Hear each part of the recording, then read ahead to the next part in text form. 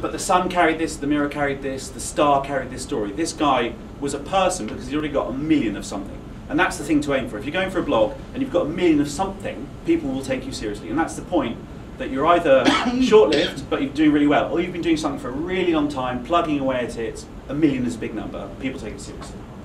Right, oh, it's a symbol again.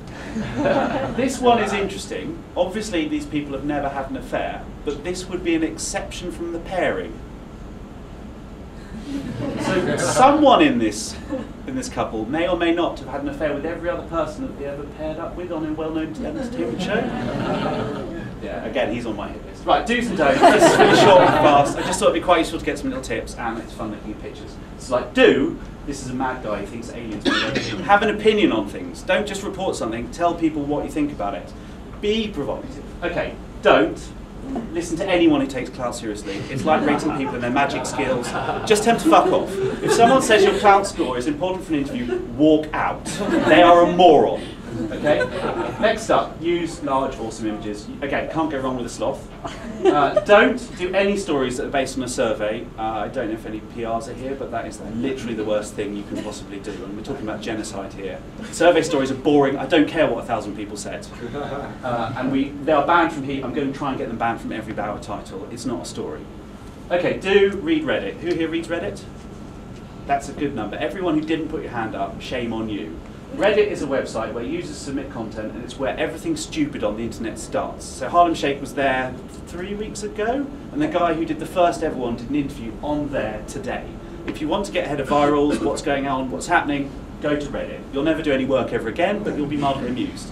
Also, very good for seeding. If you can get your content right and it gets onto the homepage of Reddit, the reach is huge. Barack Obama did a chat on Reddit, so that's one of the websites he decided to have an interview. He only asked 10 questions, but it's more reach than anything else. That is the killer. Don't write about things people don't give a shit about. I got sent this today, so Editor-in-Chief, Heat magazine, we write about Harry Styles, I got sent this. And then this PR phoned up afterwards and asked me if we were going to do anything on this. We're never going to do anything on this. So if you're pitching to an editor, read the website. Do get a reaction, or make people laugh, or scare them. Like, if people are furious, they're probably going to tweet it to your friends. Again, business model for the Daily Mail here. If you're funny, if you're outrageous, if you say something controversial, people will pay attention. Don't be a massive troll, you will get called. Right, don't forget that things are very hard to edit or erase online. Anyone know anything about this story? Yeah, so Beyonce's publicist said take this picture down because it's disgusting, it became an internet phenomenon. So realise that you can't really take things down. Do realise most people on the internet are secretly perverts. So Dappy's cock. We did a gallery of celebrity boobs, or are they butts? Massive for traffic, massive. People want to look at weird stuff online. So yeah, I'm not saying put cocks on everything, but just be aware that if you write something slightly pervy, it's going to do better than everything else you've ever written. Don't forget that people online are morons. So whatever you write online, someone is going to disagree. When I was on Motorcycle News, we had this rule that there was no feature you could add to a motorbike that someone wouldn't complain about. So you could have a motorbike that, as you rode it, would cure cancer and ran on tears, and someone would go, well, yeah, I like having cancer, it makes it real. So just accept that. There are going to be morons, don't get upset, just move on. And also, like Stalin, just delete their comments. Do keep trying, because you never know what will take off. George Washington, obviously everyone's heard of him, kind of made America. He was the least successful military commander who ultimately won in recent military history. He lost almost every battle he was involved in, yet he founded a nation. That's pretty impressive. Are there any questions?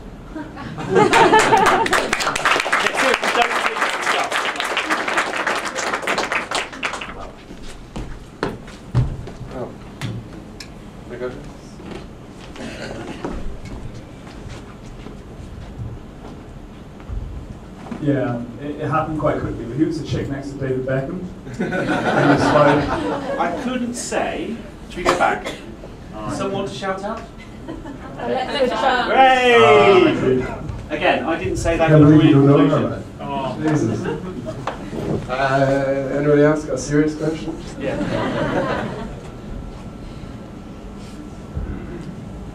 How long did you take to plug away your blog before people started reading it? About 2 months. Luckily, it was a niche subject, which really helps. Before that, I had another blog that I wrote for 5 years, which was anonymous, but that got me work at the Telegraph, the Guardian.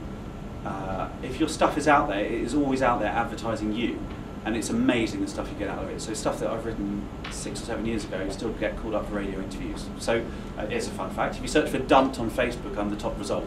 So yeah, just keep doing it, and it's amazing how quickly you get a reaction, and you don't even know who's reading it. So especially in specialist subjects, you will be amazed who is reading it. All the journalists will start reading your blog in specialist subjects. Also must help that you're the editor-in-chief of Heat magazine. Yeah, yeah. Well, no, this was all before Heat. Oh, really? Yeah, when I was just a random person. Hello. Sorry if I missed it, but what's your Twitter name? Because you're really funny. Gin, I think Rogues, everyone Hats. else will want to know as well. So gin, the drink, rogues, the shoes, and hats, the things you wear on your heads. Thank you.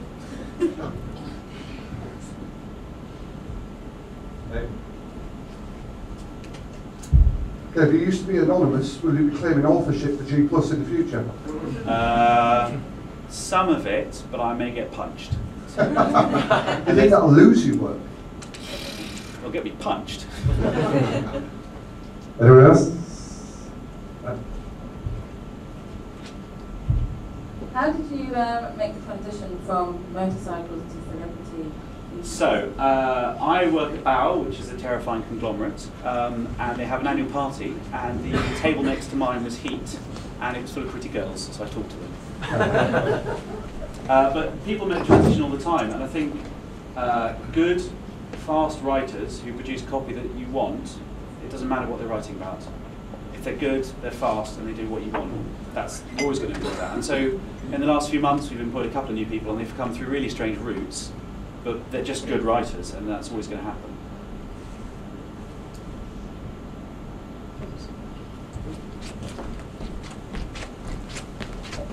I was just going to ask, how do you compete with the Daily Mail? Or do you even bother? Because Well, they're so big. everyone is obsessed with beating the Daily Mail, and they do a lot of things right. They also have a lot of people there. It's like fighting the Borg. So there's only a certain level that we can compete at. I would love to have a go at them, because they're doing lots of things wrong, and they really don't know what they're doing on a lot of stuff. And actually the head manager doesn't really get the internet. But I don't have the budget to do that. So you've got to be nimble and kind of pick your fights, basically.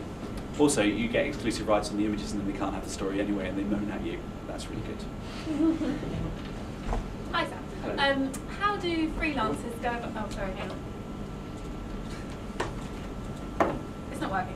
Okay, no it is. How do freelancers go about pitching their stories to Heat? Do you take stories from We freelancers? do occasionally. It's really hard. So if you've slept with a celebrity or something like that, you have got a head start. But the problem is if you're writing about celebrity news, almost everyone's got the same story. So you need to have something no one else has got. So you need to have been at somewhere and got some quote or some interview that's so good we need it.